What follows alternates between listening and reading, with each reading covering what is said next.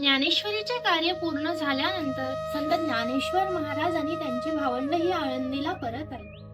त्यानंतर ज्ञानेश्वर महाराजांना वाटायला लागलं की आता आपलं कार्य संपलं आहे.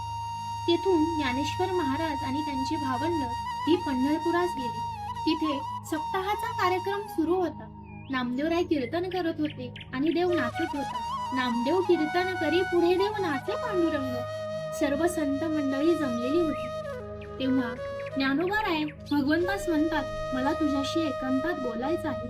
ऐक पांडुरंगा एक मात, काही बोलणे आहे एकांत. संत ज्ञानेश्वर महाराज आणि साक्षात भगवंत एकांतात गेले. आणि तेव्हा ज्ञानेश्वर महाराज म्हणतात, मला आधी तू वचन दे. भगवंताने स्मित केलं आणि भगवंत म्हणाले, तुला मी माझा प्राण द्यायला तयार आहे. तुला मी वैकुंठाची गादी द्यायला तयार आहे आणि तू वचन मागतोय. तेव्हा ज्ञानोबाराय म्हणतात, तू म्हणशील मी असं वचन दिलंच नव्हतं. म्हणून ज्ञानदेव म्हणे विठ्ठलाशी, समाधान तुझी होशी, परी समाधी हे तुझ पाशी घेईन देवा. हे ऐकून भगवंताचा पूर्ण चेहरा उतरला. भगवंताने समजवण्याचा प्रयत्न केला, परंतु वचन दिल्यामुळे भगवंताला काहीही करता आले नाही. जेव्हा भगवंत आणि ज्ञानेश्वर महाराज परत येत होते तेव्हा ज्ञानेश्वर महाराजांच्या चेहऱ्यावर आनंद होता, परंतु भगवंताचा पूर्ण चेहरा उतरलेला होता. लामा म्हणे संत कासावीस सारे, लाविती पदर डोळ्यांचे. सर्व संत कासावीस झाले होते. ज्ञानेश्वर महाराजांना आळंदीला समाधी द्यायची ठरलं आणि सर्व संत मंडळी आळंदीस आली. एकादशीचा दिवस गेला, द्वादशी आली. लक्ष्मीच्या हाताने जेवण बनवण्यात आले. पाक लक्ष्मीच्या हाती.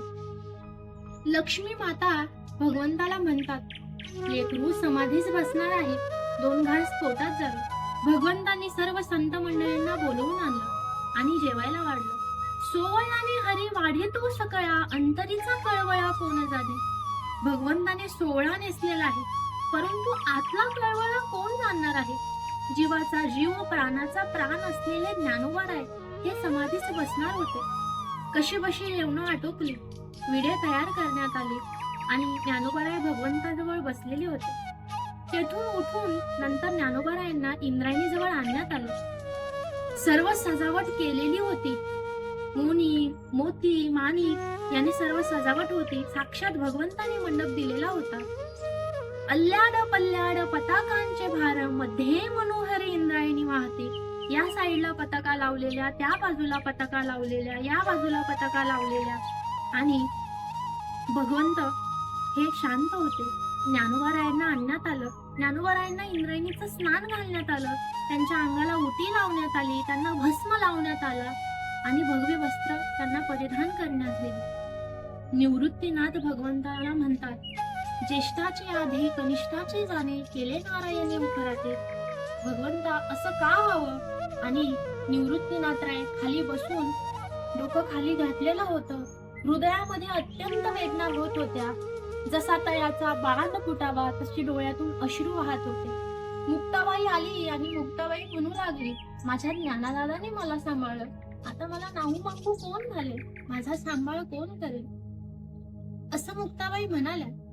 तेव्हा आई साहेब भगवंताला विचारतात, ज्यांच्यासाठी तुम्ही अश्रू ढाळत आहात ते कोण आहेत.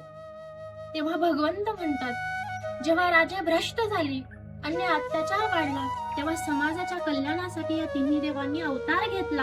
हे साक्षात देव आहे आणि ही आदिमाया आहे. आणि एवढं बोलून भगवंत पुन्हा स्तब्ध झाले. नारा, गोंदा, विठा यांना सर्व तयारी करण्यास सांगितली. काही क्षण समाधीला बाकी होते तेव्हा ज्ञानोबाराय हे निवृत्तीनाथांच्या पुढे उभे राहिले आणि म्हणाले, आजपर्यंत तुम्ही माझा सांभाळ केला, तुम्ही मला हात धरून चालवले. आणि एवढं बोलून झाल्यानंतर निवृत्तीनाथांनी ज्ञानोबारायांना कोंभाळलं आणि म्हणाले, याने कधी माझी अवज्ञा केली नाही. गुरु शिष्य पण याने सिद्धीला नेलं. आणि त्यानंतर भगवंताने आणि निवृत्तीनाथांनी ज्ञानोबारायांचे दोन्ही कर घेतले, धरले आणि त्यांना समाधीस बसवण्यासाठी सिद्धेश्वरापाशी आणलं. सिद्धेश्वराजवळची जागा साफ करण्यास आली. ज्ञानोबारायांना आत नेण्यात आलं.